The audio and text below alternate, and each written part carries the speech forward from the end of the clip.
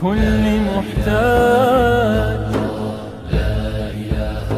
أنت لك الغنى রাসূল সাল্লাল্লাহু আলাইহি ওয়াসাল্লাম আমাদেরকে আকাশের গজব থেকে এবং মাটির নিচের গজব থেকে আমাদেরকে মাপ চেয়েছেন আল্লাহর কাছে। না হলে এই পৃথিবী যে কোনো মুহূর্তে স্টেরয়েড, মিটিরয়েড, বড় বড় ধূমকেতুর আঘাতে যে কোনো মুহূর্তে এটাই নষ্ট হয়ে যেতে পারে। কুল হুয়াল কাদিরু আলা আইয়াবআসা আলাইকুম আযাবাম মিন ফাওকিকুম, বলো তিনি সেই সত্তা, তিনি সেই প্রতিপালক যিনি তোমার উপরে আযাব প্রেরণ করতে পারেন মিন ফাওকিকুম, তোমাদের উপর থেকে। স্টেরয়েড, মিটিরয়েড, বড় বড় ধূমকেতু, বিশাল বিশাল যে গ্রহ, এগুলির একটি আরেকটার সাথে ঠাস করে কোলাইড করলে এরকম পৃথিবীর চেয়ে আরো বড় জিনিস নিমিষে শেষ হয়ে যেতে পারে। আও মিন তাহতি আরজুলিকুম, অথবা তোমাদের পায়ের নিচ থেকে এমন কোন আযাব, পায়ের নিচ থেকে বড় ভূমিকম্প, ভূমিধস, যাতে এমন ভূমিধস হতে পারে আদ সামুদের মতো, এমন এমন এমন আকারে ভূমিধস হতে পারে যাতে লক্ষ নয় কোটি কোটি মানুষ গায়েব হয়ে যেতে পারে। দ্বিতীয়। আর তৃতীয় প্রস্তাব হচ্ছে আউ ইয়ালবিসাকুম শিয়া ওয়া ইউযিকা বা'দাহুম বা'সাবা। জাবির ইবনে আব্দুল্লাহ হাদিস বর্ণনা করছেন, লাম্মা নাযালাত হাযিহিল আয়া, এই আয়াত যখন নাযিল হচ্ছে, প্রথম প্রস্তাব মিন ফাওকিকুম, তোমাদের উপর থেকে আযাব দেব। রাসূলুল্লাহ সাল্লাল্লাহু আলাইহি ওয়াসাল্লাম রাহমাতুল লিল আলামিন, তিনি বললেন যে আউযু বিওয়াজহিক, আল্লাহ আপনার কসম, আপনার থেকে আমি এই জিনিস থেকে মুক্তি চাই। আউযু বিওয়াজহিক, আল্লাহ এই জিনিস থেকে বাঁচান। দ্বিতীয়টা প্রস্তাব যখন আল্লাহ দিলেন সূরা আনামের মধ্যে, মিন তাহতি আরজুলিকুম, তোমাদের পায়ের নিচ থেকে কঠিন আযাব দিয়ে ধ্বংস করে দেওয়া হবে। রাসূল সাল্লাল্লাহু আলাইহি ওয়াসাল্লাম বললেন আউযু বিওয়াজহিক, আল্লাহ পানা চাই, মাপ চাই এই ধরনের আযাব থেকে। তৃতীয়টা যখন দিলেন তখন বললেন হাযা আহওয়ান, এটা সহজ। আউ ইয়ালবিসাকুম শিয়া, তোমাদেরকে বিভিন্ন দলে দলে বিভক্ত করে দিব। ওয়া ইউযিকা বা'দাহুম বা'সাবাদ, এক দল আরেক দলকে পিটাবা। আমাদের রাহমাতুল লিল আলামিন বললেন হাযা আহওয়ান, এটা সহজ। লঘু দণ্ড দিয়ে বড় দণ্ড মাফ করিয়ে দেওয়া। যেমন আমাদের শেখ ইব্রাহিম, কাজী মোহাম্মদ ইব্রাহিম, উনি একদিন বলছিলেন যে লঘু দণ্ড দিয়ে বড় দণ্ড মাফ করে দেওয়া। যেমন ছিনতাইকারীরা যখন মানি ব্যাগ বা পকেট মার, যারা মানি ব্যাগ বা মোবাইল টোবাইল ছিনতাই করে, তখন ওই বাসের ভিতরে বা ওই এলাকাতে ওদের কিছু লোক থাকে যে যদি কোনো কারণে ধরা পড়ি তাহলে তোরা আমাকে আগে পিটাবি।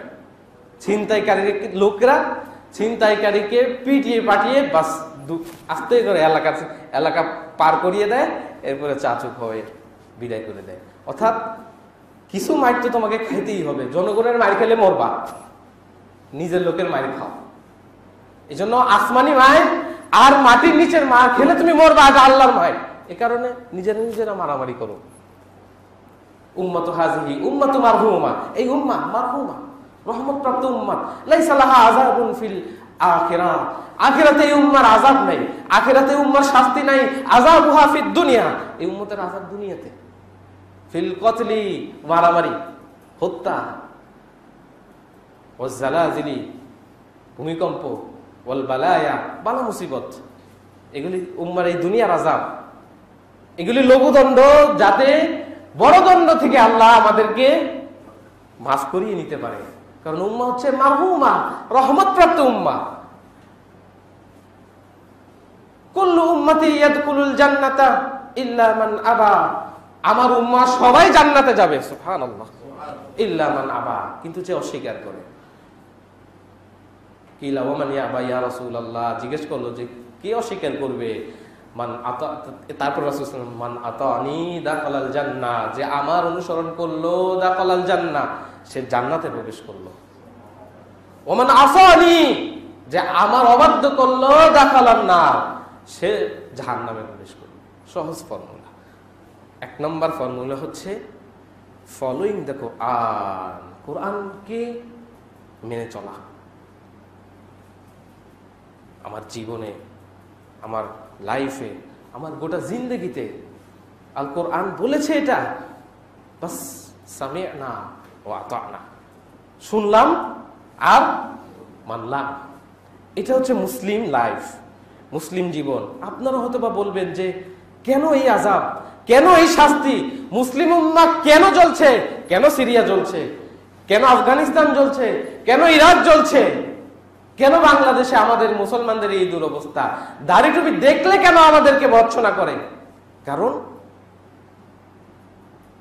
আমাদের মুসলিম হিসেবে যে আত্মসম্মান বোধ, যে অহংকার, যে আমি মুসলিম চির রণবীর মরণকে করি না ভয়, ওই মুসলিম তো আমরা না।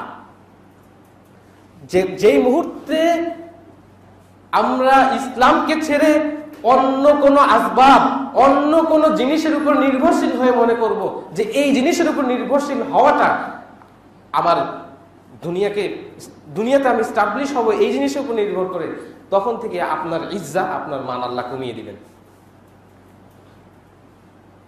যখন ওমর রাদিয়াল্লাহু তাআলা আনহু, কত বড় জিনিয়াস, কত বড় ইন্টেলেকচুয়াল ব্যক্তি, রাসূল সাল্লাল্লাহু আলাইহি সাল্লামের সাথের লোক, ডান হাত, তিনি যখন বাইতুল মুকাদ্দাস জয় করতে ঢুকছেন, তখন ভৃত্য চড়িল উটের পিঠিতে। ভৃত্য যিনি দাস ছিলেন, তিনি উটের পিঠে, পালাক্রমে ওমর রাদিয়াল্লাহু আনহু তিনি রশি টানছেন। ওই অবস্থায় বাইতুল মুকাদ্দাস তারা ঢুকে গেলেন।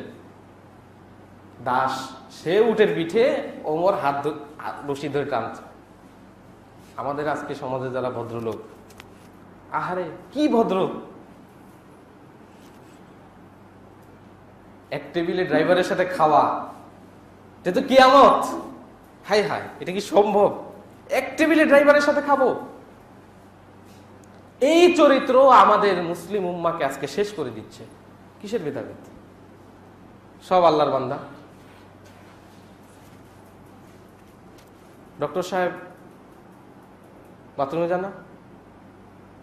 ডক্টর সাহেব বাথরুমে যায়। ড্রাইভার সাহেব বাথরুমে যায় না? ড্রাইভার সাহেব বাথরুম যায়। আপনি যত বড় উন্নত প্রাসাদেই থাকুন না কেন, আপনার মশা কামড়াবে না? মশা হায় হায়, আপনি প্রেসিডেন্ট হন আর প্রাইম মিনিস্টারই হন, মশা আপনারে কামড় দিবেই। 100 তলার উপরে বিল্ডিং, মশার যে ইটা আছে সামনে, যেই অ্যান্টিনাটা, ওই অ্যান্টিনা দিয়ে, ওর কাছে তো সেন্সার আছে, যেটা আপনার অন্য বড় কোনো প্রাণীর কাছে নাই, হাতির কাছে নাই, গরুর কাছে নাই, মহিষের কাছে নাই, কিন্তু মশার কাছে আছে। ও দেখে যে কার কাছে সুমিষ্ট রক্ত আছে, ওটা যাচাই বাছাই করে তার কাছে যায়। কারণ আপনি 100 তলার উপরে থাকেন না কেন, আপনি প্রেসিডেন্ট হন না কেন, মশা কামড় খেতে হবে। তাহলে যেই বনি আদম বাথরুমে যায়, যে বনি আদম মশার কামড় খায়, যেই বনি আদমের ঘুম লাগে, না হলে সকালে কাজ করতে পারে না, তোমার আমার কিসের অহংকার? বাদ দাও, লাথি মারো তোমার অহংকার। আমি যা, আমার যে ছাত্র, আমি টিচার, আমার ছাত্র সমান আমরা আল্লাহর কাছে। একটি গুণ দিয়ে আমরা বড় হতে পারি, একটি গুণ দিয়ে আমরা সম্মানিত হতে পারি, সেটি হচ্ছে তাকওয়ার গুণ। তাকওয়া। আল্লাহ বলছেন যে তোমাদেরকে বিভিন্ন উপদল, বিভিন্ন গোত্র, বিভিন্ন জাতিতে বিভক্ত করেছি লিতাআরাফু, যাতে তোমরা একে অপরকে চিনতে পারো। বাংলাদেশের কাছে এগ্রিকালচার যেটা আছে, সেই কারণে বহির্বিশ্ব আমাদেরকে চিনে। বাংলাদেশের কাছে যে গার্মেন্টস শিল্প আছে, সেই কারণে বহির্বিশ্ব আমাদেরকে চিনে। আমেরিকার কাছে যেই নিউক্লিয়ার ওয়েপন আছে, সেই জন্য আমরা আমেরিকাকে চিনি। লিতাআরাফু, যাতে তোমরা একে অপরকে চিনতে পারো। আমার চেহারা কালো বর্ণের, তার চেহারা সাদা বর্ণের, আমি তাকে একভাবে চিনবো, তিনি আমাকে একভাবে চিনবে। আল্লাহ সবাইকে এক করে বানাননি, লিতাআরাফু, যাতে তোমরা চিনতে পারো। এটা না যে তোমাদেরকে বিভিন্ন রূপে বানিয়েছি তো একে অপরের উপরে গর্ব করবে, না, হতেই পারে না। ইন্না আকরামাকুম ইনদাল্লাহি আতকাকুম, তোমাদের সবচেয়ে যারা সম্মানিত আল্লাহর কাছে, যারা সবচেয়ে বেশি তাকওয়াবান। এই উম্মার সবচেয়ে সম্মানিত ব্যক্তি রাসূলের পরে হচ্ছেন আবু বকর রাদিয়াল্লাহু তাআলা আনহু। লিমাযা? কারণ কি? বিকজ অফ হিজ তাকওয়া, তার তাকওয়ার কারণে। এই তাকওয়ার গুণে আবু বকর সবচেয়ে সম্মানিত আফটার দ্য প্রফেট সাল্লাল্লাহু আলাইহি ওয়াসাল্লাম, ঠিক কিনা? তাকওয়ার গুণ এটা সবচেয়ে বড় গুণ। আল্লাহ আমাদেরকে এমন এক কোরআন দিয়েছেন, এই কোরআন পড়লে আপনি মুত্তাকি হতে পারবেন। এই কোরআন পড়লে আপনি জানবেন যে কোন জিনিস থেকে বাঁচতে হবে, কোন জিনিস ধরতে হবে। হুররিমাত আলাইকুমুল মাইতা, আল্লাহ তোমাদের উপর হারাম করেছেন মাইতা, মৃত জন্তু। আল খামরা, আল্লাহ তোমাদের উপর মদ হারাম করেছেন। আল্লাহ তোমাদের উপর হারাম করেছেন খিনজির, শূকর, ওয়াদ্দাম, রক্ত, এগুলো আল্লাহ হারাম করেছেন। আজকে লেটেস্ট বিজ্ঞান আমাদেরকে কি বলে? শূকর, এক শূকরের গোশত থেকে হাজার হাজার রকমের রোগ ব্যাধি হতে পারে। আজকে পশ্চিমা বিশ্ব যে হাইপার টেনশনে ভুগছে, তার অন্যতম একটি কারণ হচ্ছে শূকরের গোশত খাওয়া। শূকর এমন নোংরা প্রাণী যে সে নিজে যে মলমূত্র ত্যাগ করে সে নিজে সেটা খায়। এবং সায়েন্টিফিক রিসার্চ আমাদেরকে বলে যে মানুষ যেটা খায়, মানুষ যেটা ভক্ষণ করে, সেই চরিত্র তার ভিতরে চলে আসে। শূকরের চরিত্র কি? শূকরের যে স্ত্রী, শূকর নিজেই আরেক শূকরকে তার স্ত্রী দিয়ে দেয়, আরেক শূকর তাকে তার স্ত্রী দিয়ে দেয়, যেটাকে পশ্চিমা বিশ্বে বলে ওয়াইফ সোয়াপিং। যে আজকে রাত্রে পার্টি হলো, মদ খাওয়া হলো, তুমি আমার স্ত্রীকে নিয়ে যাও, আমি তোমার স্ত্রীকে নিয়ে আমরা দুজন দু জায়গায় ঘুমাই। নাউযুবিল্লাহি মিন যালিক। শূকর চরিত্র। শূকর হারাম। রক্ত হারাম। রক্ত পান করা যায় না। কারণ হচ্ছে যে রক্ত হচ্ছে সবচেয়ে বেশি জান যে জিনিস প্রবাহিত করে, সেই জিনিসটা হলো রক্ত। যখন একটি পশু জবাই করা হয়, সেই পশুর ভিতর থেকে যত ব্যাকটেরিয়া, যত ময়লা আবর্জনা, এগুলি রক্তের মাধ্যমে বের হয়ে আসে। এই রক্ত পান করলে আপনি মারা পড়তে পারেন, সাংঘাতিক ডিজিজ আক্রান্ত হতে পারেন। রক্ত হারাম। তো যেই সব জিনিস আল্লাহ হারাম করেছেন, যেসব জিনিসকে আল্লাহ নিষেধ করেছেন, অবশ্যই সেটা নিষিদ্ধ বস্তু, অবশ্যই সেটা খাওয়া যাবে না। ওয়ালা তাকুলু মিম্মা লাম ইউযকার ইসমুল্লাহি আলাইহি, এটা একটা সায়েন্স। ওয়ালা তাকুলু মিম্মা লাম ইউযকার ইসমুল্লাহি আলাইহি, তোমরা সেই জিনিস খেও না যে জিনিসের উপরে আল্লাহর নাম নেওয়া হয়নি। কি দুর্ভোগ! আমাদের বই পুস্তকে লেখা হচ্ছে যে দেব দেবীর নামে যদি জবাই করা হয় তাহলে সেটাও কি খাওয়া হালাল। আল্লাহ! ডেমাস্কাস ইউনিভার্সিটিতে একটি গবেষণা তারা করেছেন ল্যাবরেটরির মধ্যে।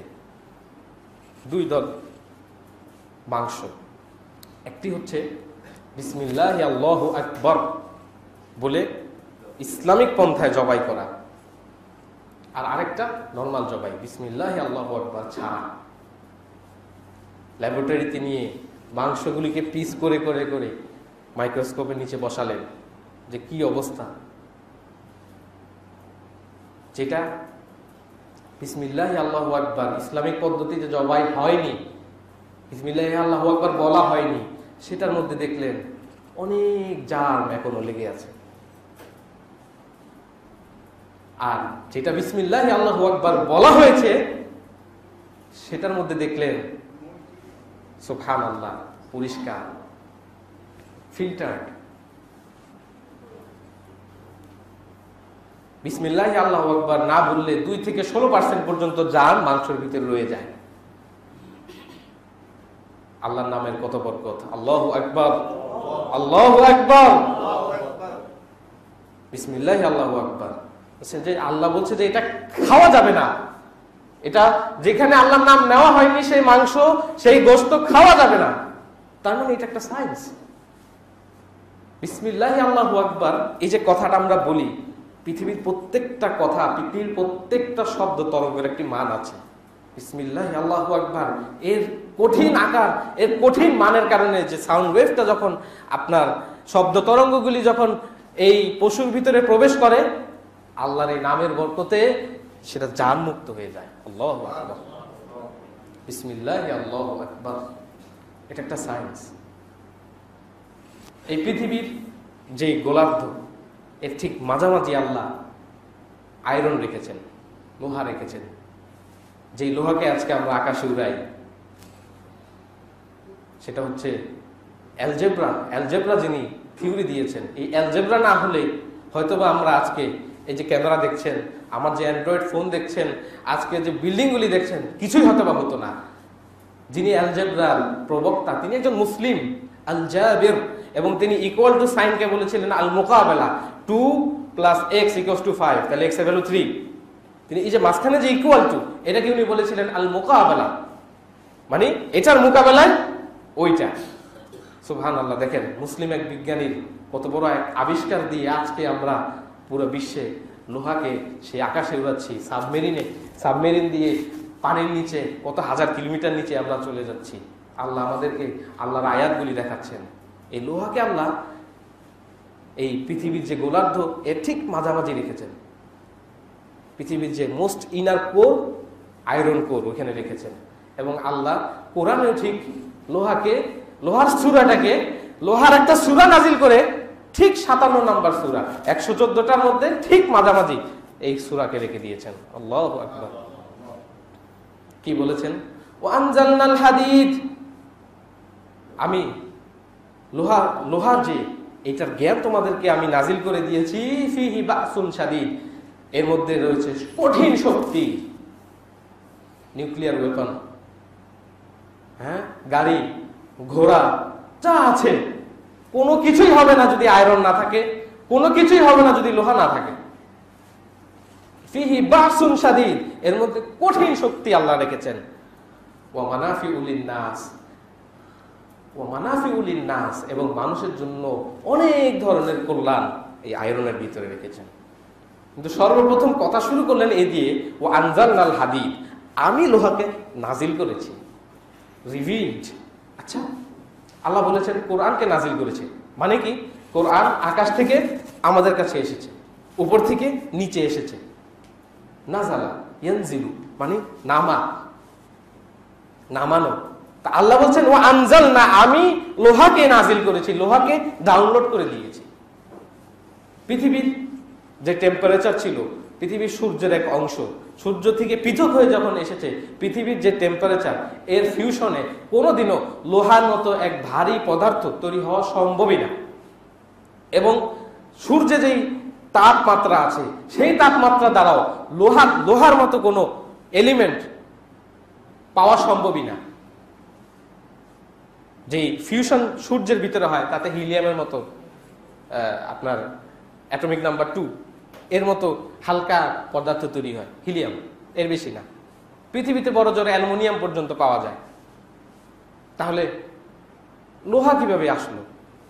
বিজ্ঞানীরা বলছেন যে তারারাজি, যেগুলি সূর্যের চাইতেও ছোট বড় অনেক ধরনের তারা আছে, এবং তারার যে লাইফ ফেজ আছে, তাদের যে টোটাল জীবনটা, যখন একটি তারা মারা যায়, অনেক সময় এই তারাগুলি বাস্ট করে। কয়েকটি ফেজ হয়, কোনো সময় হোয়াইট ডোয়ার্ফ, বিভিন্ন স্টেজের শেষ পর্যায়ে তারাটি হয়তো বা বাস্ট করতেও পারে। অনেক তারা বাস্ট করে, অনেক তারা করে না। তো ঠিক ওই সময় যখন কোনো এক বড় এক তারা, এক স্টার, সে বাস্ট করলো, তার সেই নিউক্লিয়ার ফিশনে এই লোহার মতো এক কঠিন ধাতু, কঠিন পদার্থ সেই সময় মহাকাশে ছড়িয়ে গেল, এবং সেই লোহাগুলি আমাদের পৃথিবীতে এসে স্থান নিল। আল্লাহু আকবার। ওয়া আনজালনাল হাদিদ, আমি এই হাদিদকে, লোহাকে, এই মেটালকে, এটা আমি নাজিল করেছি আকাশ থেকে। এটা পৃথিবীতে তৈরি হয়নি। যে জিনিস পৃথিবীতে তৈরি হয়নি, এটা দাম দিবেন। আসমানি গ্রন্থ আল কোরআন, এটা পৃথিবীর কোনো মানুষের রচনা নয়, এটা আকাশ থেকে এসেছে, ঠিক কিনা? আল্লাহ এটা নাজিল করেছেন। আসমানি গ্রন্থটাকে দাম দিন, পড়েন আল কোরআন। আজকে আমার দ্বিতীয় বিষয় হচ্ছে সুন্নাতুর রাসূল ও আধুনিক বিজ্ঞান। এখন আসলাম, এই কথাগুলি বললাম। প্রথম কথা হচ্ছে যে আল কোরআনকে মানলে মানার মতোই মানব, যা বলছে তাই। ইউদনিনা আলাইহিন্না মিন জালাবিবিহিন, আল্লাহ বলছে যে তোমাদের স্ত্রীদেরকে জিলবাব, মাথা থেকে পা পর্যন্ত ঢিলে ঢালা যে পোশাকগুলি, বোরকা আমাদের সমাজে প্রচলিত, এই ধরনের পোশাক বলছে যে দিয়ে ঢেকে দিতে। তাহলে এটা একটা সায়েন্স, এটা মানতে হবে। আপনি ব্যাখ্যা পান আর না পান, যুক্তি খুঁজে পান আর না পান, আপনাকে মানতে হবে, আপনাকে জানতে হবে যে আল কোরআন বলছে, অবশ্যই অবশ্যই এটা যৌক্তিক, এটা সায়েন্টিফিক, এটা সামাজিক, এটা বৈজ্ঞানিক, ইনশাআল্লাহ মানতে হবে এটা। যাতে মানেন, এই জন্য এই কথাগুলি বলি। আল কোরআন অনেক উপরে সায়েন্সের চাইতেও, হাদিস শাস্ত্র সায়েন্সের চাইতে অনেক উপরে। কিন্তু কেন উদাহরণগুলি দেই? এই যুগের ভাষায় কথা বলার জন্য। এক সময় কবিতার যুগ ছিল। রাসূল সাল্লাল্লাহু আলাইহি ওয়াসাল্লাম যেই সময় কোরআন নিয়ে এসেছেন, সাংঘাতিক আকারে কবিতা চর্চা হতো। সেই সময় কাব্যিক সুরে কোরআন কথা বলতো। সবচেয়ে শ্রেষ্ঠ কাব্য রচনা আল কোরআন, সবচেয়ে শ্রেষ্ঠ সাহিত্য। কিন্তু আজকে যদি আমি খুব কাব্যিক আকারে সুন্দর করে আপনাকে বলি যে পৃথিবীটা সমতল, তাহলে কেউ মানবেন না, কেউই মানবেন না। একইভাবে আগের সিস্টেমে যদি আমরা বলি যে সুন্নত রাসূল মানেন, তাহলে হয়তো বা আপনারা সেই জিনিসটা আস্থায় আনতে পারবেন না। এই কারণে এই কথাগুলি বলা। যাই হোক, আল্লাহ কোরআনে বলছেন মা আতাকুমুর রাসূলু ফাখুযু, রাসূল তোমাদেরকে যা দেয় হোল্ড করো, সেটা নেও। ওমা নাহাকুম আনহু ফান্তাহু, তোমাদের যেটা থেকে বিরত থাকতে বলে সেটা থেকে বিরত থাকো। এটা একটা সায়েন্স। রাসূল বলছে যে এটা করতে হবে, রাসূল বলছে দাড়ি রাখতে হবে, এটা একটা সায়েন্স। রাসূল বলছে যে মোজ ছোট করে রাখতে হবে, এটা একটা সায়েন্স। আল্লাহ কোরআনে কতবার বলেছেন আতিউল্লাহ, আল্লাহর আনুগত্য করো, কিন্তু কোন জায়গায় এই কথা বলে শেষ করে দেননি, বলে অন্য কোনো টপিকে যাননি। সাথে সাথে বলেছেন আতিউর রাসূল, রাসূলের আনুগত্য করো, আল্লাহর আনুগত্য করো, রাসূলের আনুগত্য করো। এক জায়গায় খুব স্পষ্ট করে আল্লাহ বলেছেন মাইয়ুতির রাসূল ফাকাদ আতা আল্লাহ, যে রাসূলের আনুগত্য করলো সে আল্লাহর আনুগত্য করলো।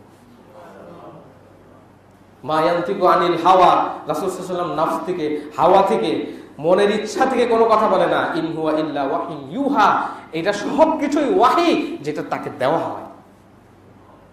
বুখারীর হাদিস, মুসলিমের হাদিস, তিরমিজির সহিহ হাদিস, আবু দাউদের সহিহ হাদিস, নাসির আল-আলবানীর সিলসিলা সহিহা, সবগুলো হাদিস রাসূল সাল্লাল্লাহু আলাইহি সাল্লামের মুখের বাণী, কিন্তু সব আল্লাহ সুবহানাহু ওয়া তাআলা তাকে শিখিয়েছেন। কোনটাই ওহীর বাইরে না। আল কোরআন ওয়াহিউন মাতলু, ওহী তেলাওয়াত করা হয়। হাদিস গায়রু মাতলু, তেলাওয়াত করা হয় না, কিন্তু এটা ওয়াহী। রাসূলের মুখের ভাষায় বলেছেন। আল্লাহ বলছেন যে কোরআনে আল্লাহ বলছেন যে লিতুবাইয়িনা লিন-নাসি মা নুযিলা ইলাইহিম, যাতে তুমি ব্যাখ্যা করে দিতে পারো, বয়ান করে দিতে পারো তাদের উপরে কি নাজিল করা হয়েছিল। আল কোরআন আল্লাহ তো উহুদ পাহাড়ের উপরে নাজিল করে দিয়ে বলতে পারতেন যে নাও করো এন্ড টেক গাইডেন্স, না, এই কথা তো বলেননি। বলেছেন যে this is the road map, এটা রোড ম্যাপ জান্নাতে যাওয়া পর্যন্ত। নিবে কে? রাসূলকে ধরো, আমার মনোনীত লোক তাকে ধরো। এখন আমাদের কাজ, আমাদের মনোনীত ব্যক্তি, আমাদের উপর যাকে সেট করা হয়েছে তার আদ্য পান্ত যা যেভাবে বলেছে ওইভাবে মানা। আর নাইলে যেখানে মানবেন না সেখানে ফিতনার মধ্যে পড়বেন। তো রাসূল সাল্লাল্লাহু আলাইহি সাল্লামের লাইফস্টাইল, সুন্নাহ মানে লাইফস্টাইল। সুন্নাহ মানে মাগরিবের পরে 2 রাকাত সুন্নাত, এটা না। সুন্নাহ মানে হচ্ছে আয়না, সুন্নাহ মানে হচ্ছে তরিকা, পথ, রাস্তা, লাইফস্টাইল। রাসূল সাল্লাল্লাহু আলাইহি সাল্লামের লাইফস্টাইলে ছিল তিনি দাড়ি রাখতেন। ওয়াকানা কাসরাতুল লাহিয়া, রাসূল সাল্লাল্লাহু আলাইহি সাল্লামের দাড়ি অনেক বড় ছিল, কাসরা অনেক বেশি দাড়ি ছিল। সাহাবীরা বলছেন যে যোহরের টাইমে রাসূল সাল্লাল্লাহু আলাইহি সাল্লাম কিরাত পড়ছেন। জিজ্ঞেস করা হলো কিভাবে বুঝলে? রাসূল সাল্লাল্লাহু আলাইহি সাল্লামের দাড়ি নড়ার কারণে আমি বুঝলাম যে কিরাত তিনি পড়ছিলেন। আস্তে কিরাত শোনা তো যায় না। তো রাসূল সাল্লাল্লাহু আলাইহি সাল্লামের দাড়িটা এমন ছিল যে পিছন থেকে খেয়াল করলে বোঝা যেত যে এত বড় দাড়ি, যে তার দাড়ি নড়ছে, উনি কেরাত পড়ছেন আস্তে আস্তে। এত বড় দাড়ি ছিল, সুন্দর দাড়ি ছিল, মাসকিউলিন বডি, পুরুষত্ব ছিল তার ভিতরে। দাড়ি পুরুষত্বের লক্ষণ। এখন বর্তমান বিশ্বে এই দাড়ি নিয়ে গবেষণা হচ্ছে যে এই দাড়ি কতটা সায়েন্টিফিক, কতটা বৈজ্ঞানিক, এবং বিজ্ঞানীরা গবেষণা করে বলছেন যে এই দাড়ির কি কি উপকার আছে। আমরা জানি যে ইউভি লাইট, ইউভি রে, সূর্য থেকে যেটা বের হয়, অতি বেগুনি রশ্মি, যেটা আমাদের শরীরকে সাংঘাতিক আকারে ক্ষতি করে, এবং তরুণীদের ভিতরে যেহেতু তাদের স্কিনটা, চামড়াটা নরম, তাদের ভিতরে এক ধরনের ক্যান্সার তৈরি করছে, মেলানোমা ক্যান্সার। শরীরের এক জায়গা থেকে শুরু হয়, কালো কালো কিছু স্পট সারা শরীরে ছড়িয়ে পড়ে এই ইউভি রেডিয়েশনের কারণে, এই অতিবেগুনি রশ্মির কারণে। এখন একটা গবেষণা করছেন তিনি, professor Alfio Parisi, university of Southern Queensland, এটা আপনার অস্ট্রেলিয়াতে। সেখানে তিনি বলেছেন যে যেই ব্যক্তি দাড়ি রাখবে, যারা বিয়ার্ড, এই সুন্দর পুরুষের এই সৌন্দর্যকে যে চেহারায় ফুটাবে, 50 থেকে 95% ইউভি লাইট থেকে সে সুরক্ষা পাবে। এই অতিবেগুনি রশ্মি যেটা আমাদের শরীরকে, আমাদের চামড়াকে নষ্ট করে দেয়, এটা থেকে সে সুরক্ষা পাবে দাড়ি রাখার কারণে। আল্লাহ,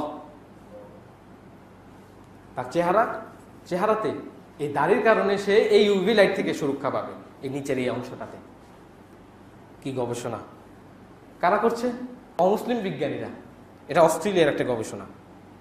এবং তিনি বলেছেন যেটা অল্প কিছু দাড়ি রাখলে হবে না, এটা বড় দাড়ি রাখলে ঠিক হতে হবে। 4 ইঞ্চি 5 ইঞ্চি মোটা দাড়ি যদি হয়, তাহলে সেই ক্ষেত্রে ইউভি লাইট থেকে, অতিবেগুনি রশ্মি থেকে সে প্রোটেকশন পাবে। অল্প দাড়ি হলে হবে না। তাহলে বোঝা যাচ্ছে যে রাসূলের সুন্নাহটা আসলে সুন্নাহটাই বিজ্ঞান। পারফেক্ট সুন্নাহটা ছোট করে রাখা না, ছেড়ে দেওয়া, ওটাই বিজ্ঞান। আরেকটি হেলথ জার্নালের ভিতরে, জার্নাল অফ হসপিটাল ইনফেকশন, হসপিটালের ভিতরে নানান রকম রোগী থাকার কারণে ডাক্তারদেরকে কিভাবে ইনফেকশন করে, সেই একটি গবেষণার ভিতরে হসপিটাল জার্নালের ভিতরে তারা উল্লেখ করছেন যে তারা একটা টিম অফ ডক্টরস যারা হসপিটালে কাজ করে, তাদেরকে 2 ভাগে বিভক্ত করলেন। 400-র উপরে লোকদেরকে তারা ইনভেস্টিগেট করলেন, তারা রিসার্চ করলেন তাদেরকে নিয়ে। এর মধ্যে একদল হচ্ছে দাড়িওয়ালা, আর একদল হচ্ছে ক্লিন শেভ। যারা ছিল দাড়িওয়ালা, তাদের সবাই, যারা হসপিটালে চাকরি করে, সবাইকে ইনভেস্টিগেট করার পরে, এই জিনিস নিয়ে রিসার্চ করার পরে, ল্যাবে নেওয়ার পরে দেখা গেল যে যেই সব লোকরা দাড়িবিহীন, তাদের গালের ভিতরে 3 গুণ বেশি জীবাণু, 3 গুণ বেশি ব্যাকটেরিয়া দাড়িওয়ালাদের চাইতে।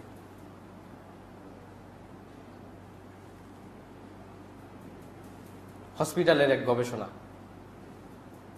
তো এই গালের ভিতরে ব্যাকটেরিয়া জমে কেন?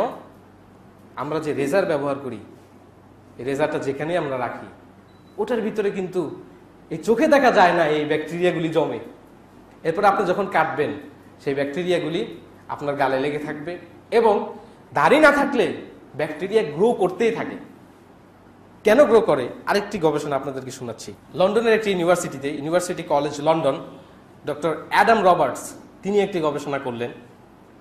100 দাড়ির স্যাম্পল নিলেন লন্ডনের রাস্তাঘাট থেকে, 100 দাড়ির স্যাম্পল নিলেন, এবং সেই দাড়ি স্যাম্পল নিয়ে ল্যাবরেটরিতে তিনি দাড়িগুলি রাখলেন, এবং এই দাড়িগুলির ভিতরে তিনি এই দাড়ির স্যাম্পলগুলির মধ্যে 100 ধরনের উনি ব্যাকটেরিয়া গ্রো করানোর চেষ্টা করলেন, ব্যাকটেরিয়া ছেড়ে দিয়ে ব্যাকটেরিয়া গ্রো করানোর চেষ্টা করলেন। অলৌকিকভাবে তিনি দেখলেন যে পুরুষের দাড়ির ভিতরে এমন কিছু মাইক্রোব থাকে, যেই মাইক্রোবগুলি ওই ব্যাকটেরিয়াগুলিকে যেই মুহূর্তে ছাড়া হচ্ছে কিছুক্ষণ পরে মেরে ফেলে। বারাকাহ, রহমত দাড়ির বিরুদ্ধে থাকবে না। হ্যাঁ, ইনশাল্লাহ না। দাড়ি একটা বিজ্ঞান, একটা সায়েন্স। আমরা মনে করি যে দাড়ি রাখলে বুঝি চাকরি হয় না। ওই দেশের ওরাই গবেষণা করে প্রায় 77 জন লোক যারা বড় বড় কোম্পানি সিইও, বড় বড় ম্যানেজারিয়াল পোস্টে আছে, যারা লোক হায়ার করে, তারা 6 জনের একটি ইন্টারভিউ নিয়েছেন এবং 6 জনের মধ্যে কেউ দাড়ি সহ, কেউ দাড়ি ছাড়া। প্রফেশনাল 177 জন বিভিন্ন টাইমে এই 6 জনের ইন্টারভিউ নিয়েছেন চাকরির জন্য। এবং তারা যে রিপোর্ট দিয়েছেন যে যেই সব পুরুষেরা মুখে দাড়ি আছে, যারা বিয়ার্ডেড, তারা মোর ম্যাসকিউলিন, পুরুষত্ব তাদের ভিতরে বেশি। এবং বলেছেন যে তাদের রেসপন্সিবিলিটি তাদের বেশি, এবং যে ফেসিয়াল যে এক্সপ্রেশন, দাড়ি রাখার কারণে পুরুষের মুখে যে ফেসিয়াল এক্সপ্রেশন, সেটার মাধ্যমে যে জিনিসটা প্রকাশ পায় যে পুরুষটা বেশি ম্যাচিউর। এবং ওই গবেষণাতে বলেছে যে যেই পুরুষরা দাড়ি রাখে, দে আর মোর ম্যাসকিউলিন, অ্যান্ড দ্য ফিমেল, যারা মহিলা তারা তাদেরকে মোর ফেমিনিন, তারা নিজেদের নারীত্ব তাদের কাছে বেড়ে যায় দাড়িওয়ালাদের পুরুষদের কাছে। এখন আপনারা কি করলেন? আপনিও দাড়িবিহীন, আপনার স্ত্রীও দাড়িবিহীন। এই জন্য তো গন্ডগোল বাসার ভিতরে, কারণ ও তো দেখে যে ও তো আরেক দাড়িবিহীন এক লোক, আমার মতোই। প্রিয় ভাইরা, দাড়ি রাখেন, সুস্থ থাকেন। রাসূল সাল্লাল্লাহু আলাইহি সাল্লাম আমাদেরকে দাড়ি রাখার নির্দেশ করেছেন। উম্মার অধিকাংশ ওলামাদের মতে দাড়ি রাখা ওয়াজিব। হানাফি মাযহাবে ওয়াজিব, অন্যান্য মাযহাবে তো ওয়াজিব আছেই। ইমাম ইবনে হাজম ইজমা নকল করেছেন যে এই উম্মার সমস্ত ওলামাদের ইজমা হলো যে দাড়ি রাখা ওয়াজিব। ইমাম ইবনে হাজম তিনি ইজমা নকল করেছেন, ঐক্যমত নকল করেছেন মুসলিম উম্মার স্কলারদের। দাড়ি রাখা সুন্নাহ, হ্যাঁ, এটা রাসূল সাল্লাল্লাহু আলাইহি ওয়াসাল্লামের লাইফস্টাইল, এজন্য সুন্নাহ, কিন্তু বিধানটা কি? ওয়াজিব। 5 ওয়াক্ত সালাত, এটা রাসূলের সুন্নাহ, তার লাইফস্টাইল, কিন্তু এটার বিধানটা কি? ফরজ, তাই না? বিতের নামাজ আমরা কেউ কেউ ওয়াজিব বলি বা কেউ কেউ সুন্নাহ বলি। আমরা বললাম যে আমাদের সামাজিকভাবে আমরা এটাকে ওয়াজিব বলি। রাসূল সাল্লাল্লাহু আলাইহি ওয়াসাল্লামের সুন্নাহ বেতের নামাজ পড়া, বিধানটা কি? ওয়াজিব বা সুন্নাহ, যেটাই হোক, সুন্নতে মুআক্কাদা। ঠিক দাড়িটা সেম জিনিস। আজকে এই দাড়ি বিজ্ঞান না থাকার কারণে আজকে আমাদের এই গালের যত ব্যাকটেরিয়া থেকে শুরু করে এগুলি তো আছেই, আরেকটা হচ্ছে যে আল্লাহর সহজাত যে নিয়ম, অযথা প্রত্যেক দিন সকালে আল্লাহর এই সহজাত নিয়মের বিরুদ্ধে যুদ্ধ করা কি দরকার? সকালবেলা আপনি 10 মিনিট 15 মিনিট ব্যয় করে রেজারটা লাগিয়ে দাড়ি শেভ করবেন, তারপরে আবার আফটার শেভ লাগাবেন, কোনো তো দরকার নেই। তো ফ্রি করে দিয়েছে আল্লাহ, যে দিলাম তোমাদেরকে দাড়ি। প্রিয় ভাইরা, দাড়ি সৌন্দর্য আপনারা একটা সার্ভে করেন।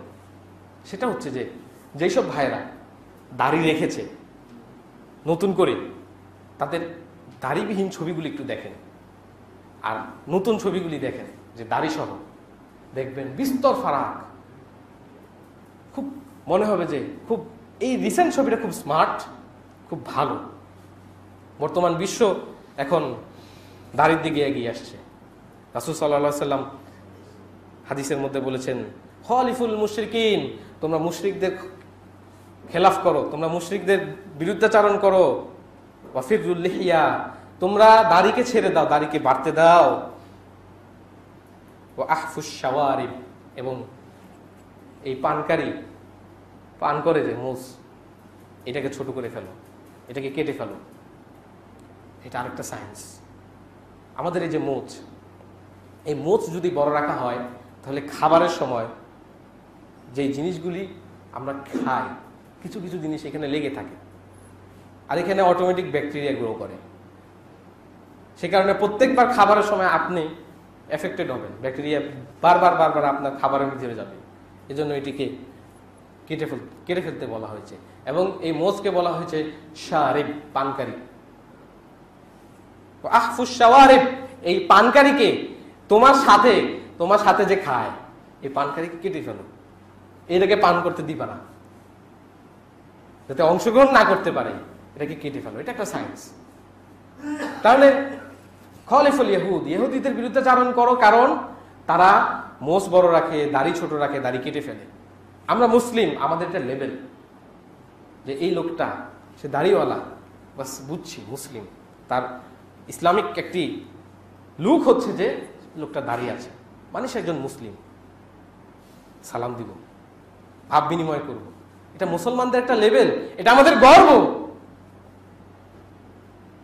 রাসূল সাল্লাল্লাহু আলাইহি ওয়াসাল্লামের কাছে দুই মাজুসি অগ্নি পূজারী একবার আসলেন কোন এক বাদশার দুধ হয়ে।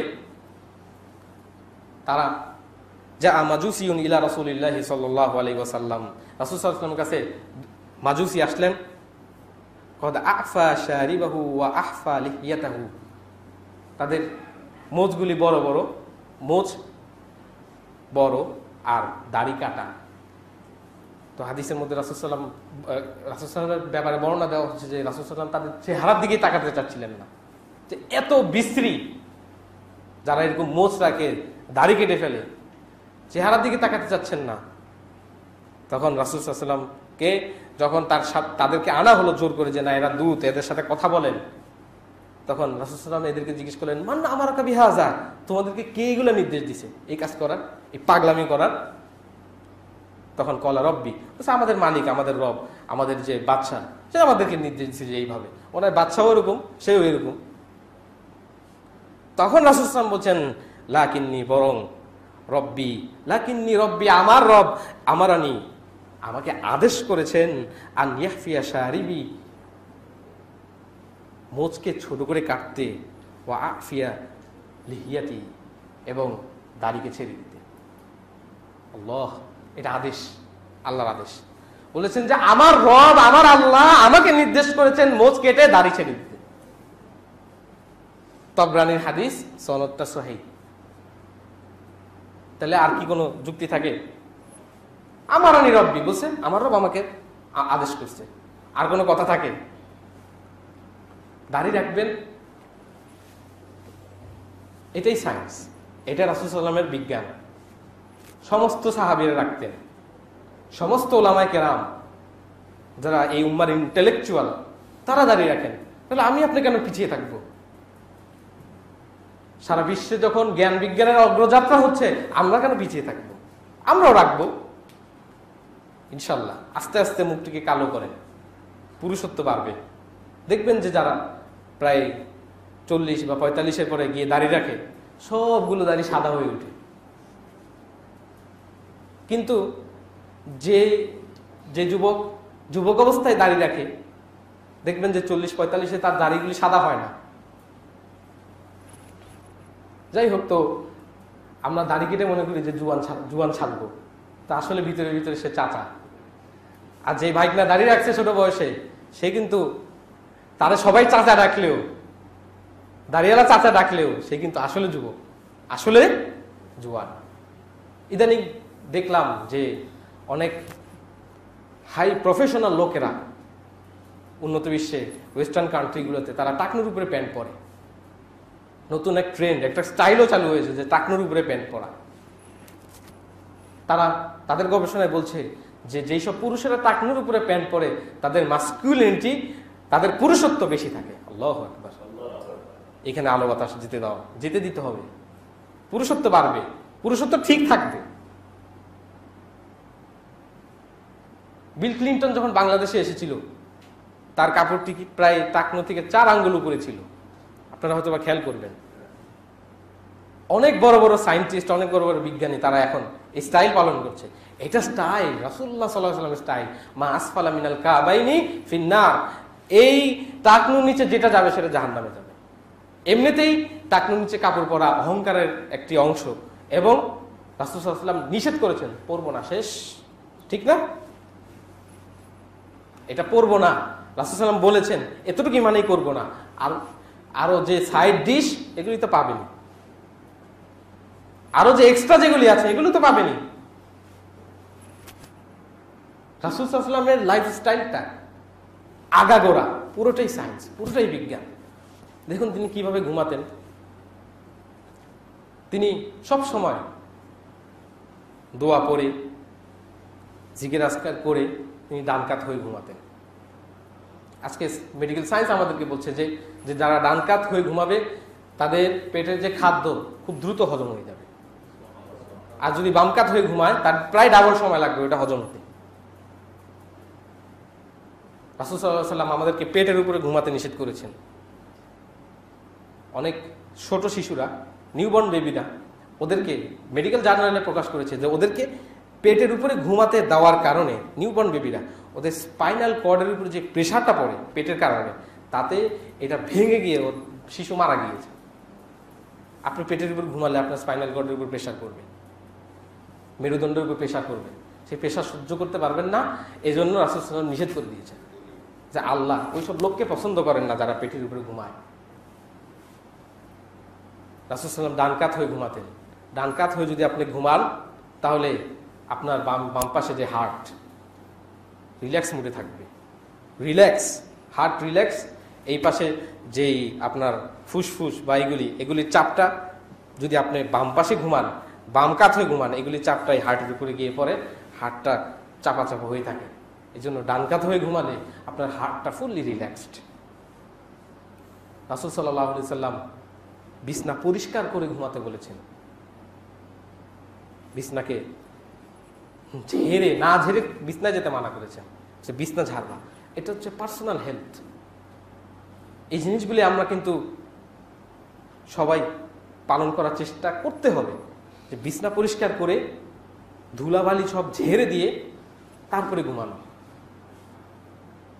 তারপর রাসূল সাল্লাল্লাহু আলাইহি ওয়াসাল্লাম বলেছেন আতফিউল মিসবাহ, আলো বন্ধ করে দাও।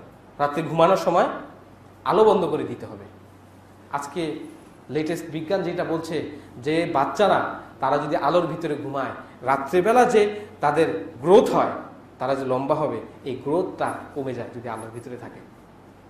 জন্য আলো বন্ধ করে দিতে হবে। এবং রাসূল সাল্লাল্লাহু আলাইহি ওয়াসাল্লাম বলেছেন বাসার ভিতরে যদি কোনো আগুন জ্বলে, আগুন বন্ধ করে দিতে হবে, তারপরে ঘুমাতে যেতে হবে। এটা একটা সায়েন্স। আপনি যদি আগুন জ্বালানো রাখেন, এই আগুন যে কোনো মুহূর্তে যে কোনো কিছুকে ধরে আপনার বাড়ি জ্বালিয়ে দিবে, আপনি তো ঘুমিয়ে আছেন, জানবেনও না। রাসূল সাল্লাল্লাহু আলাইহি ওয়াসাল্লাম এশার পরে কথাবার্তাকে অপছন্দ করতেন এবং তিনি সারা রাত ঘুমাতেন না। রাতের কিছু অংশ ঘুমিয়ে উঠে যেতেন, উঠে তারপরে আবার আল্লাহকে ডাকতেন। এবং সেই সব লোকদের নিন্দা করেছেন, জিফাতুন বিল্লাইলি ওয়া হিমারুন বিন্নাহার। জিফাতুন বিল্লাইল, রাতে মরা লাশের মতো বিছনায় পড়ে থাকে, ওয়া হিমারুন বিন্নাহার, আর দিনের বেলা গাধা। সারা রাত যে ঘুমায়, দিনের বেলা গাধার মতো থাকবে। এশার পর ঘুমিয়ে যেতে হবে, উঠতে হবে তাহাজ্জুদের টাইমে। ফজর আসার আগের যে টাইমটা এবং ফজরের পরে বাতাসের ভিতরে ওজোন গ্যাস বের হয়। এই গ্যাসটি এমন যে এই ওজোন গ্যাস যখন আমরা নিঃশ্বাস প্রশ্বাসে নেই, আমাদের শরীর চাঙ্গা হয়ে ওঠে, এনার্জেটিক হয়ে ওঠে। আর যদি আপনি এইটা না নেন, তাহলে সারাদিন আপনার শরীর দুর্বল দুর্বল লাগবে, কেমন কেমন লাগবে। অতএব আগে ঘুমাতে যাওয়া, তাড়াতাড়ি বিছনা থেকে উঠে যাওয়া, এটা একটা সায়েন্স। এটা রাসূল সাল্লাল্লাহু আলাইহি ওয়াসাল্লামের লাইফস্টাইল। আমরা এইভাবে চলব। তাড়াতাড়ি ঘুমালে ব্রেন সতেজ থাকে। রাতের কিছু অংশ কোরআন তেলাওয়াত, নামাজ পড়লে সারাদিনের জন্য আপনার ব্রেনটা খুব স্ট্রং থাকবে। আরেকটি সায়েন্স হচ্ছে জোহরের পরে এবং আসরের আগে, এই টাইমটাতে দুপুরবেলা কিছু হলেও ঘুমানো।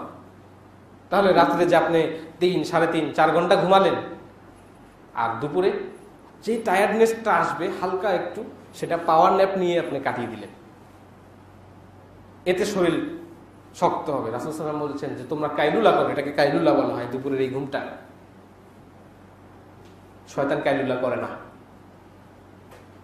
দুপুরে ঘুমানো এটা একটা সুন্নাহ, এটা একটা সায়েন্স। আপনাকে আবার বাকি দিনের জন্য উজ্জীবিত করে দিবে।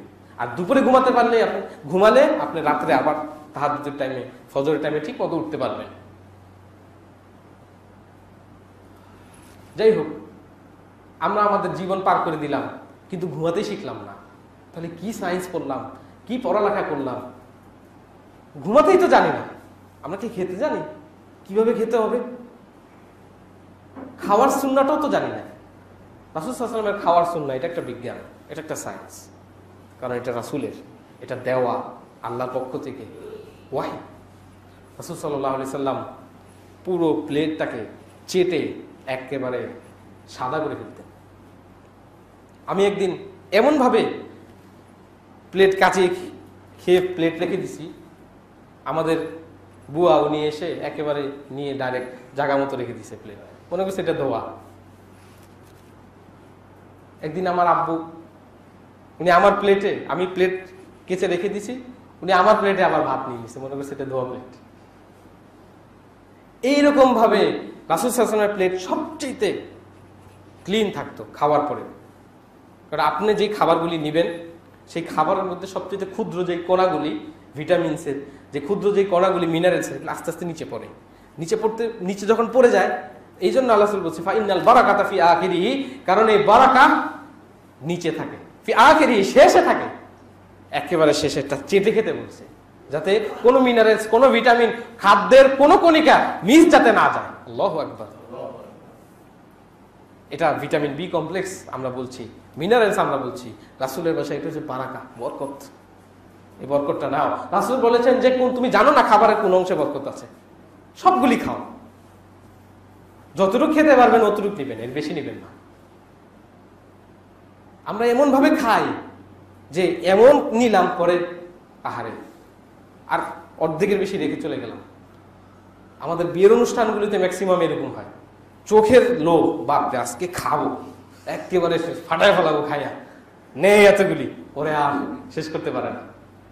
আল্লাহর হস্তে অপচয় করবেন না, অল্প নেন, এরপরে যদি আরো ক্ষুধা লাগে আবার নেন।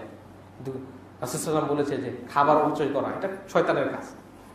ইন্নাল মুবাযযিরিনা ইখওয়ানা শায়াতিন, শয়তানের ভাই যারা নষ্ট করে, যারা করে অত্যাধিক খরচ করে, অত্যাধিক খাওয়া, এটা সুন্নাহ বিরোধী, এটা একটা সায়েন্স। মানে অত্যাধিক না খাওয়া, অল্প খাওয়া, এটা একটা সায়েন্স, এটা একটা বিজ্ঞান। আজকে তো আমরা কত ভদ্রলোক, আমি একটা বুফেতে পাড়াটা হাত দিয়ে নিচ্ছি, একজন আমাকে চামচটা দেখিয়ে বলছেন যে এই যে এটা দিয়ে ওঠান, এটা দিয়ে ওঠান। আমার হাতে কি বিষ আছে নাকি যে এটা চামচ দিয়ে না উঠালে পাড়াটা নষ্ট হয়ে যাবে? আমি চিন্তা করলাম যে তোমার বাপ দাদা কি ছিল, হয় নমস্ত ছিল, না ডোম কচ্ছপ ছিল, তুমি এত ভদ্রলোকই কোথা থেকে শিখলা? হোটেলে গেলে চামচের ঠুং ঠাং আওয়াজ এত খাওয়াই যায় না, এমন অবস্থা। কত ভদ্রলোক হাত লাগাবেই না খাবারের ভিতরে, অথচ আপনি যখন খেতে আরম্ভ করবেন সাথে সাথে হাতের মধ্যে কিছু গামের মতো কিছু জিনিস আসে যেগুলো খাবার হজম করার জন্য আপনাকে সাহায্য করবে। এই জন্য রাসূল সাল্লাল্লাহু আলাইহি ওয়াসাল্লাম বলেছে যে খাবারের পরে হাত চেটে খাও, যদি না পারো তাহলে তোমার ভাইয়ের মুখে দাও, ও চাইটা খায়। আল্লাহু আকবার। কত ভদ্রলোক আমরা, হাত লাগাবো না খাবারের ভিতরে। কি বরকত আল্লাহ হাতের মধ্যে রেখেছেন, হজম শক্তি এই হাতের মধ্যে দিয়েছেন। তুমি খেতে নিবা, হরমোন আসবে, হরমোনের কারণে এইখানে কিছু ম্যাটেরিয়ালস আসবে, সেটা তোমার হজমের জন্য প্রয়োজনীয়। আমরা কি ব্রিটিশ ভদ্রলোকদেরকে দেখে টুংঠাং করে আমরা চামচ দিয়ে খেতে অভ্যস্ত হইলাম। হাই হাই, আপনি তো চামচ দিয়ে যদি খান আপনার প্লেটের অনেক খাবার খেতেই পারবেন না। আমি তো বুঝি না ভাই, গরুর মাংস, তারপরে মুরগির মাংস আর মাছ, এটা চামচ দিয়ে খায় কিভাবে? এত ভদ্রলোকই আসলে কোনো ভদ্রলোকই না, এগুলো হলো সব পাগলামি।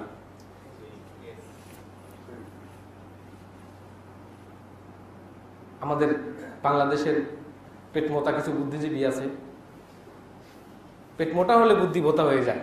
আপনাদেরকে মনে হয় আগেও বলেছিলাম, আবার বলি, কাসীরাতুন শাহমু বুতুনিহিম কলিলাতুন ফিকহু কুলুবিহিম। কাবার প্রান্তরে দুইজন লোক একজন আরেকজনের সাথে আলাপ করতেছে, বলছে যে হাল ইসমাউল ইজা মা তাকাল্লাম না, আমরা যদি কথা বলি এতে কি আল্লাহ শুনে? একজন বলে মনে হয় জোরে বললে শুনে, আস্তে বললে মনে হয় শুনে না। আরেকটা বলতেছে যে যদি জোরে বললে শুনে, আস্তে বললে মনে হয় শুনে। এদের সম্পর্কে বুখারীর হাদিসে তথ্য দেওয়া হচ্ছে কাসীরাতুন শাহমু বুতুনিহিম, এদের পেটের মধ্যে অনেক চর্বি, কলিলাতুন ফিকহু কুলুবিহিম, ওদের অন্তর বোতা, বুদ্ধি নাই, বলদ। এখন এই ধরনের লোকরা খেয়ে দে এই পেট বানিয়ে টেলিভিশনে কথা বলতে আসে, বলে যে কি করতে হবে, আমাদের জঙ্গিবাদ দমনে মদের বার খুলে দিতে হবে। আল্লাহ, এটা কোন পাগলের কথা? আমাদের জঙ্গিবাদ দমনে কি বলে কো এডুকেশন চালু করতে হবে। নাউযুবিল্লাহি মিন যালিক। ওই যে পেট মোটা, যে পেট মোটা এই কারণে মাথা বোতা, বুদ্ধি নাই। রাসূল সাল্লাল্লাহু আলাইহি ওয়াসাল্লামের খাবারের সুন্নাহ হচ্ছে, তিরমিজির একটি সহিহ হাদিসের মধ্যে এসেছে, তাকুজ মিন লুকাইমাত ইউকিমনা সুলবা, বিহাসবি ইবনে আদম লুকাইমাত, আদম সন্তানের জন্য এতটুকুই যথেষ্ট, সে কয়েক লোকমা খাবার গ্রহণ করবে, ইউকিমনা সুলবা, তার মেরুদণ্ড সোজা রাখার জন্য। ওয়াইনকানা মাহালা, এমন পেটুক হয় না, ফাসুলুসুন লি তুআমি, তাহলে পেটে তিন ভাগের এক ভাগ খাবার, ওয়াসুলুসুন লি শারাবি, তার এক ভাগ পানি, ওয়াসুলুসুন লি নাফাসি, এক ভাগ খালি রাখবে, নিঃশ্বাস প্রশ্বাস যাতে নিতে পারে। এটা কার জন্য? বেশি যে খায়। কিন্তু ভদ্রলোক জেন্টেলম্যান হচ্ছে লুকাইমাত, কয়েক লোকমা খাবার, সে একবারে কয়েক লোকমা খাবার সে খাবে। এটা সুন্নাহ, এটা হলো জেন্টেলনেস, এটা হলো জেন্টেলম্যান হওয়ার স্বভাব। এতগুলি খাওয়া, খেতে খেতে একেবারে ঘাম ছুটিয়ে ফেলা, এইটা হলো সবচেয়ে বোকার কাজ। এবং আপনার মেডিকেল সায়েন্স আপনাকে বলবে যে একেবারে এইভাবে যদি খেতে থাকেন 40 বছরে ডায়াবেটিস, হার্ট অ্যাটাক। যাই হোক, আল্লাহ আমাদেরকে সমস্ত ডায়াবেটিস, হার্ট অ্যাটাক, আমাদেরকে সমস্ত রোগ ব্যাধি থেকে বাঁচিয়ে আমাদেরকে সুন্নাতে রাসূল সাল্লাল্লাহু আলাইহি ওয়াসাল্লামের সুন্নাহ, বিজ্ঞান, এদিকে আসার তৌফিক দান করুক। ওয়াখির দাওয়ানা আলহামদুলিল্লাহি রাব্বিল আলামিন। আকুলু কওলি হাযা ওয়াস্তাগফিরুল্লাহি ওয়া লাকুম ওয়া লিসাইরিল মুসলিমিন ওয়া ইন্নাহু হুয়াল গফুরুর রহিম।